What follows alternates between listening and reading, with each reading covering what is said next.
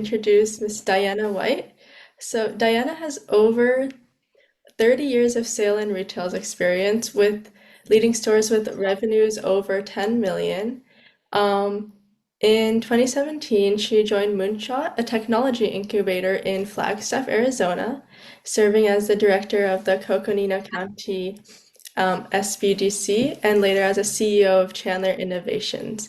Then she became an executive director of Moonshot's incubator and accelerator and led statewide business, education, and community engagement until 2024.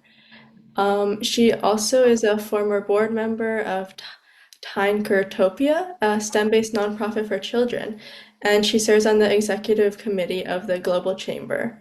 Diana is also the co-host of the show 10 Lessons Learned and leads a coalition of women of color and is a guild for entrepreneurs. She is an Athena Award nominee and the winner of the Woman of Innovation distinction from the Women's Foundation of the state of Arizona. So we are so excited to introduce her here today, and without further ado, Diana, you have the floor. Well, thank you so much. Who was that lady? She sounds awesome on paper. Hi, everybody. My name is Diana White, and I'm so excited to talk to you today. Um, I guess I can start with my journey, right? Can start with how I came to where I am today and how I ended up in Arizona. So I am originally from New York. I was born and raised in the Bronx by a single mom. And I think everybody in this Zoom room can attest to um, being locked in a box, right? Whether you're based on your gender or based on your race or whatever you think, right? There are people out there that almost as soon as you're born, they've labeled you and they've decided what your fate and your future is going to be based on what they think they know of your character, based on your heritage, right? And so, a Black girl from the Bronx, I wasn't supposed to do a lot of the things that I've been able to accomplish in my 55 years on this planet, right? And I'm super proud and excited. And I think one of the reasons why I was able to defy that trend, if you will, that sentiment, is because I have always been stubborn and curious. Always. If I saw someone else doing something, I would say, what are they doing and how were they able to do that? I want to know more, right? And if somebody would tell me, oh, yeah, you can't do that. If I was really interested, to me, it wasn't necessarily a challenge, it was gatekeeping. Like, why are you telling me I can't do it? You don't know me, so there must be some ulterior motive. Okay, I'm going to do it. I'm going to do it, and I'm going to find out what the big deal is. And sometimes it was so amazing and gratifying. And sometimes it was, I didn't really want to do this. This sucks. And so along the way, I learned more and more about myself. Um, so I didn't have the traditional education trajectory. I started retail when I was 14 years old, and kind of got the bug for it because I was productive, I was being useful, and I was very introverted. And I realized that having this job forced me to talk to people and sell and make connections.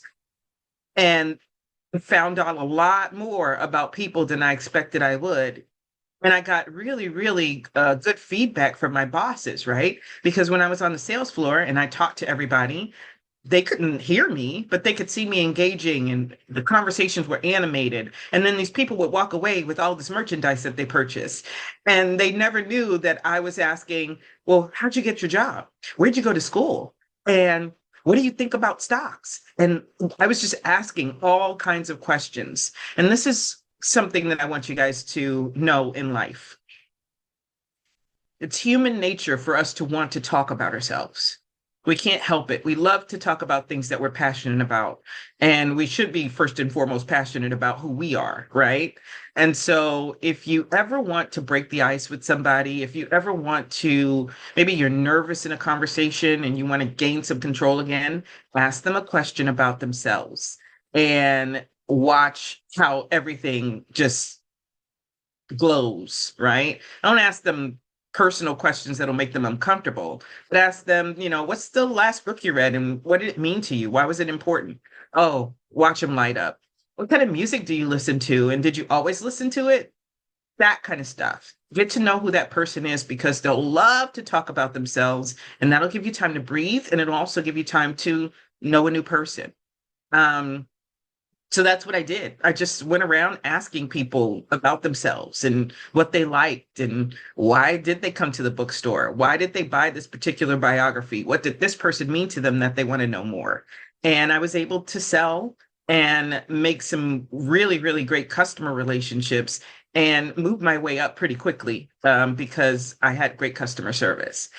So I worked retail for 30 years. 12 of those years was well, more than 12, was in New York. And then when I moved to Arizona, I continued my retail career. Um, and the last store that I ran was Northern Arizona University's bookstore. And I had been pursuing my undergraduate degree for many years. Very, very hard to do when you work retail. It can be done, and people do it all the time. They work these long retail hours and then they take classes wherever they can. And it may take them a little bit longer than a traditional student, but they do make it happen. My journey took about 25 years. And so I finally got my bachelor's degree from Northern Arizona University. And at the same time, I had already started a consulting firm for small businesses, and I switched careers and I started working with the small business development centers. There's a lot of talk these days about is that piece of paper worth it? What are we doing today in our higher education system, right? Any piece of paper is worth the value you give to it and how you use it, right? So if you decide that you don't want to continue your education, I would ask you why. Very important question. Why is that? What path do you want to go on if you don't want to do the traditional education path? But if you do, no matter what degree you get, it could be physics, it could be art history, you could be a cardiologist. Make sure that you have a plan to do something with that piece of paper, that it leads to something. And every single degree can lead to something. That's another uh, fallacy with the pigeonholing, right? That they think, oh, I have a art history degree. I have a liberal arts degree. I'm not going to get a job. No, no, you have a piece of paper, figure out what you're going to do with that piece of paper and make it work for you. Because there are a whole bunch of jobs in the arts fields and a whole bunch of jobs that an art degree would do you very, very well, even though it's not in the arts industry. So just keep that in mind. When my daughter was younger, I wanted her to be a lawyer and she wanted to be in entertainment. And so I did my research and I was like, hey, do you know just like doctors, lawyers have different disciplines? I said, you could be an entertainment lawyer. Best of both worlds. You can be in the entertainment world and practice law. And she didn't do it, but the journey for me to find out, okay, my kid doesn't do what I think I want her to do. It's not my life, but how can I still give a little bit of influence, positive influence, and just give her more knowledge than she had before so she can make the best decision. And I think it's every parent's responsibility to do that. So I moved my daughter to Arizona when she was 10 years old. And I did it not because I was running from anything. We had a great life back in New York. It was a lot. New York is a lot. I grew up in it, I should know. And I wanted us to have a different perspective, a different life. The neighborhood that we lived in, my mom moved me there when I was 10. And so, really, that's the only neighborhood I knew, the only church I knew, the only people I knew. And I wanted my daughter to have a different experience. So we moved to Arizona, and that was 22 years ago. And best decision I think I ever made, besides making my little brat. best decision. Um, it has afforded me to be able to find out who I really am and who I want to be. Um, what I learned in New York helped me to be strong in the face of adversity and in the face of people telling me no. Remember that whole you can't really do that. Oh, I've gotten a lot of that since I've moved here, and it's just been fun. It's been fun to clear those hurdles and, dispel those myths and defy expectations, right? So that's been amazing.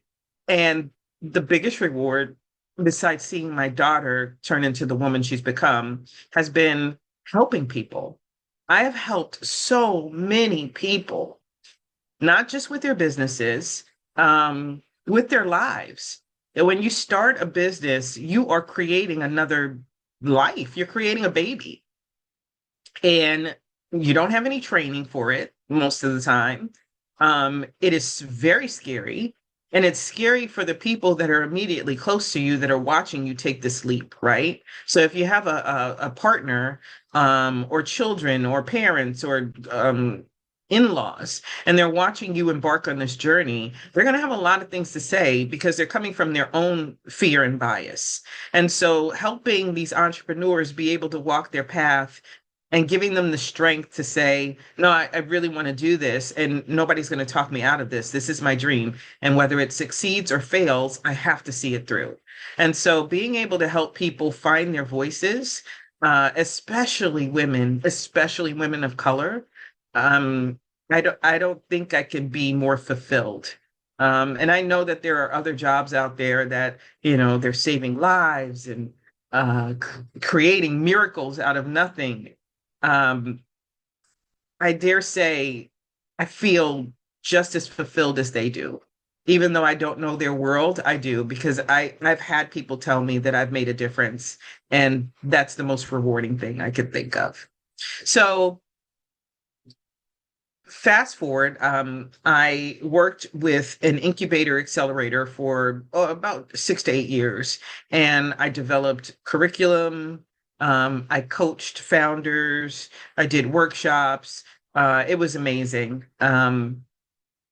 And then I got a bug for a project to develop a nonprofit for women of color, a safe space for women of color that where we can share, engage, cry, laugh, share our dreams, um, be vulnerable in front of each other, get advice from one another, get mentorship without um, negative forces, without anybody trying to dispel our lived experiences, right? There have been some times where I've shared my lived experience as an African American woman in America, and I have the the pleasure, the luxury, the privilege of having a very storied friend group. I have a rainbow of friends, amazing friends, right? And some of them, when I talk about my lived experience, they get it. They absolutely get it. And then some of them say, well, no, that woman that said that to you, I know it sounded horrible, but oh, she didn't really mean that. Oh, you should look at it differently. You should look at it like this. Or, oh, I know exactly what you're going through. I'm a woman too, but they're not a woman of color. So it's not the same. And so creating a safe space for women of color to share their lived experiences without being challenged, without someone trying to negate it or defend the other person or the situation, that is sorely needed. It was needed when I thought it up, Rush, and I think 2 years ago, 3 years ago. I think it's more needed now, more than ever now. Um, so I said, if I'm going to be a CEO again, if I'm going to run a nonprofit, I don't want to run it into the ground. I want it to last. I want it to go global. Women of color, if you haven't noticed, we're everywhere. We're all over the globe, right? And so this could be a global initiative, a global safe space, and I want to be able to succeed, and I want it to succeed me. I want that legacy to live on after me. And I decided, all right, I need to find a leader who is going to show me how to make this nonprofit last and to run it the best way I can. And I highly admire a gentleman called Steve Zylstra, who is the president and CEO of the Arizona Technology Council. And so I immediately started a campaign to see if I could work with them. They had a position open and I went for it. And at first they turned me down because they said I'm overqualified. And I pleaded my case. And now I am the chief of staff for the Arizona Technology Council. And, in your career, everybody tells you it always should be upward mobility, right? They always tell you, oh, never step backwards. Always go up, always get a promotion, always get that next new thing, right? I'm telling you now, you need to do what makes you feel whole and what makes you feel like you're progressing. And if that means that you step down from a CEO role, an executive director role, and you step backwards because there's something you're missing that you need to learn, if you can afford to do it, and that's what you want to do, don't listen to anybody else, follow your gut. And I am happier than I have been in a very, very long time. I'm engaged, I'm needed, I'm making a difference, I'm learning, and I get back to my customer service roots because we have over 750 members in the organization. So I think that that's the most important thing to me. I never compare myself to other people. I'm never in a race with someone else. I'm always at a race with my personal best. Can I beat my personal best? There's something I don't like about myself or how I handled something. How can I train myself to handle those things differently? Not, I don't beat myself up. I don't make a martyr of myself. I don't There are enough people out there in this world that want to tear me down and say bad things about me. I don't need to join them. Right. So I lift myself up and I say, okay, you did a bad thing, but how are you going to make it better next time? And if I have to take a step backwards to do it, I take a step backwards to do it so I can move forward faster, stronger. So I'm working with the AZ Tech Council. I still have my consulting firm, so I still get to help clients in need. And one of the reasons I keep a day job, my friends always laugh at me about this. I keep my 9 to 5 because I have such a big heart for entrepreneurship that a lot of the times I'm taking more clients that can't afford me than I'm taking clients that can't afford. And so, and I don't want to stop helping. I do not want to stop helping. And I do not want to help under the restriction of, hundreds and thousands of dollars. I think that that is a disservice. So I keep a day job so I can pay my mortgages and pay my car note. And then I get to help as many people as I want. This also affords me the luxury of picking and choosing my clients. If I did my consulting firm full time, I would maybe take clients that maybe I don't necessarily agree with. Maybe our personalities don't match. And I would force a match and force the gig because I need to pay my bills. And I don't have to do that now. I can say, hey, I think what you're doing is great, but I don't think I'm the right fit for you. Let me suggest someone else.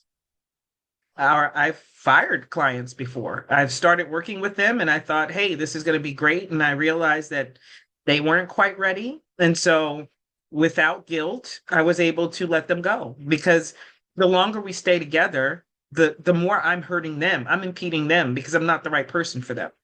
So I was able to let them go, find who they needed. And that really makes you feel rich, right? Like, I don't know about anybody else, but I can't say I feel rich because I never have to work another day in my life. I can't say I feel rich because, I have so much passive income, I don't have to lift a finger. I just have money coming in. No, I feel rich because I can make choices about who I let in my life. And that's to me, that's richness, because my time is precious and I don't want it filled with negativity. How am I doing on time? Yeah, good. You're doing pretty good. Yeah. We're hoping to do, you can, 10 more minutes of the speaking and then hopefully a 10-minute Q&A. All Thank right, there we go. Thank you. So, um, I know this is supposed to be a talk about how successful I've been, what the things that I've done, 2020. No, I want to talk to you guys about what I'm excited about for my future. It's very rare that you hear somebody over their in their 50s, in their mid 50s say, "Oh, yeah, I don't want to talk so much about all the other things I've accomplished. I'm going to talk about the stuff that I want to tackle next," right? Because that's the real thing. You never stop learning, you never stop growing. If you stop learning, if you think you know everything, that is a scary place to be. Um, Not just psychologically, but now medicine has discovered medically, if you don't keep training your brain, stretching your brain to its limits, you open up possibilities of different ailments and diseases that you don't want, right?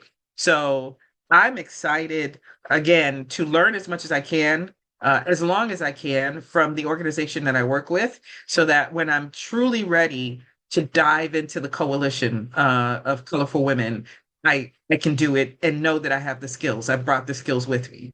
I'm excited to travel. I travel now, but one of my goals is to travel to Africa and maybe start some chapters of the nonprofit in Africa.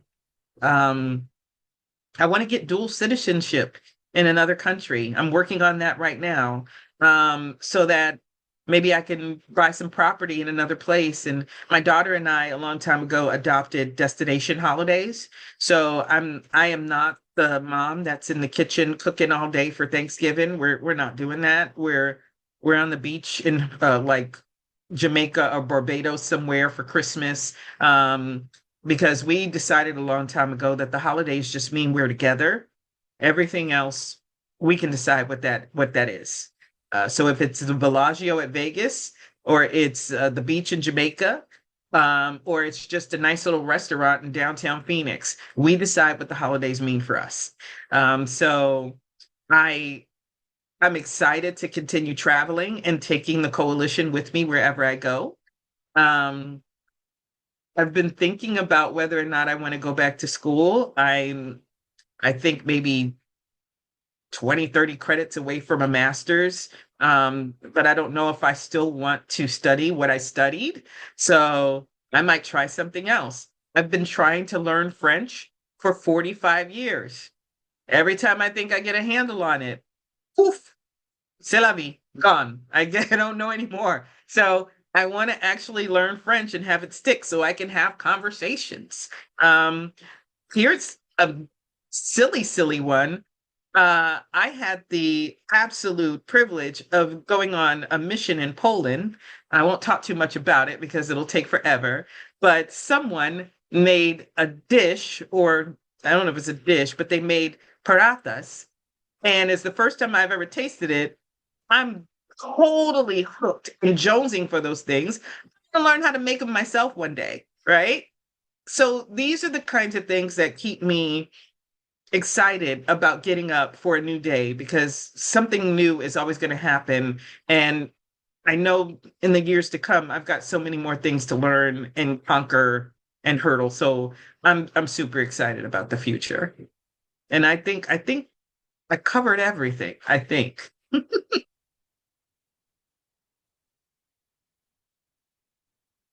We open up for questions. Yeah, thank you so much for that talk. And yeah, now I'd like to open up the floor for questions if anyone has any. So Diana, I would really like to know more about the paratha. Delicious. Oh, no. And then I'm told, okay, so I have to say this. I'm a foodie. I grew up in New York. You can't really grow up in New York and not be a foodie.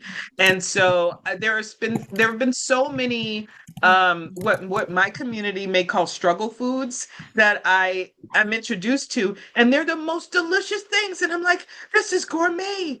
I would pay so much money for this. So the first time this happened to me was my good friend whose daughter's quinceañera I went to last night.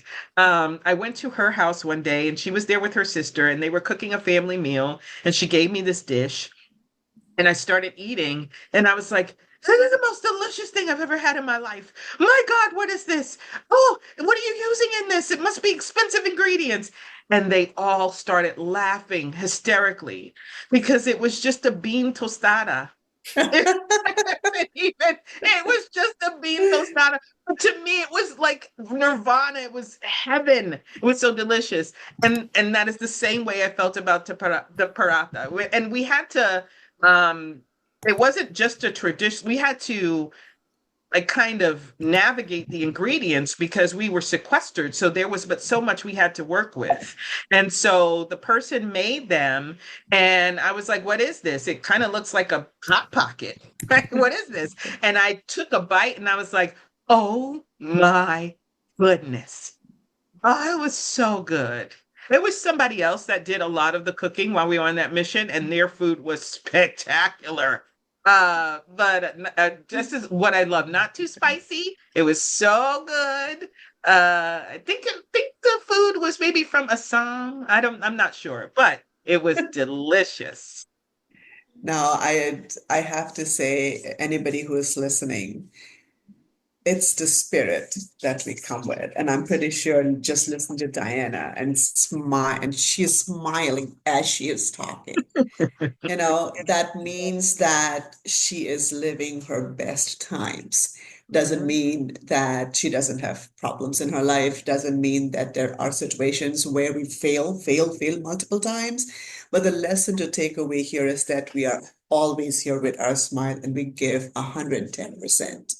So that is what we have to take back from this community where we are all together as sisters. Doesn't matter what our ages are, right? Doesn't matter where the problems lie, doesn't matter what life brings to us. We are there with a smile in our face and we strive forward. We are excited of what our everyday single day is going to bring to us, and we just continue in our journey. So that Agreed. is very important. Yeah. Rashna, I will Yeah. I will say this. This is the last thing I'll say. If you know anything about biology and science, which I really don't, but I know this much, right?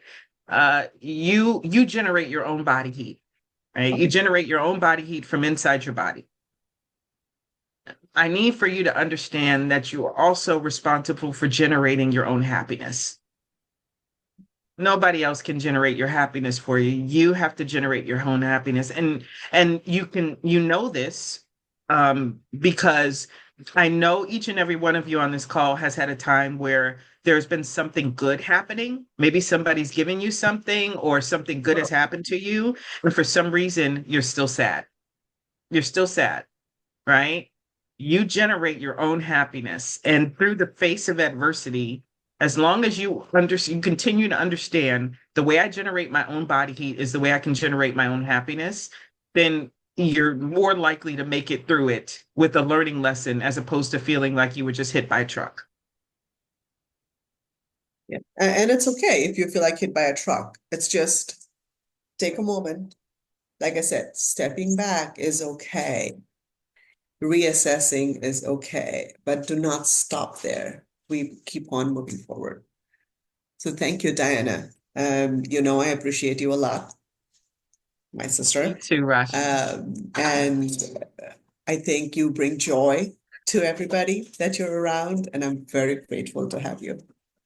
So thank you. Grateful to have you as a friend. Does Thank you. anybody have any more questions before I think my time would be up? I'm a very open person. You can ask me whatever you like. Yeah, we have time for a few more questions if anyone has any. Yeah, I have a question. My name is Panchai, and I'm in science field. And I think in science we always like in the world of research, and then I think the connection between science and entrepreneurship is not always there. So could you tell me more about like what you do, and maybe how we would connect science with entrepreneurship? Thank you. Yes, Thank you for asking that question. So you would think that they don't go hand in hand.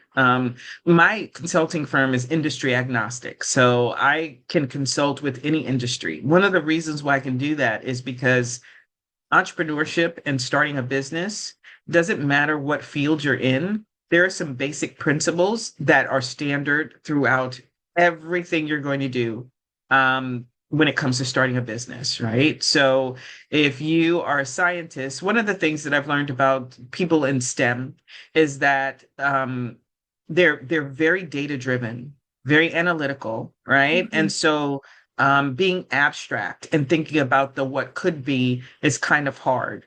And you kind of need Right. that to be abstract to write a business plan because you're writing about something that you wish will happen, Mm-hmm. not something that's already happening, right? And so being able to help entrepreneurs in the STEM world bring out that abstract part of their brain to say, okay, I know I don't have the data, but I need to forecast how much I think my company's going to make in 3 years, right? There Mm-hmm. are nuances of your brain that you have to use to do that.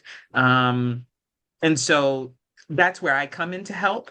And then I show them how they can use that analytical side of their brain to come to very, very accurate forecasts, very closely to accurate forecasts. So if you're in the STEM field and you don't think that that translates to entrepreneurship and business, that is a fallacy. It really does. You need math in business. Mm-hmm. You need deductive reasoning in business. You need strategies in business, all of those things you also need in science. Mm-hmm. All right. Thank you. You're welcome. I do have one question. I love what you're doing with the coalition. I was just wondering, if you had any advice for like a young woman, what would be the first step to take in trying to pursue an idea you're interested in? So if you're trying to, let's say, make STEM more accessible to women, what would be your first step? Find someone who is doing what you want to do. Make friends with them and pick their brains. Don't make it a competition, make it a mentorship. That person is mentoring you. And it would be nice if it could be someone that thinks like you, looks like you, has your same lived experiences, but sometimes that's not readily available. So find someone, hence, me working for the Arizona Technology Council, I found someone who is the polar opposite of the women that I'm trying to help, right? Very tall, distinguished white male, right? But he's teaching me and I am soaking it up like a sponge. So that's the first thing that you need to do. Find like-minded people that are already doing what you do want to do and pick their brains. All right, thank you. I think we have time for one more question, if anyone has it. Otherwise, we'll move on to our break, which is until 11, and then at 11:05, we will start our panel event. Thank you, Diana, so much for speaking with Thank us. you, everybody. This was wonderful. Thank you so much. All right.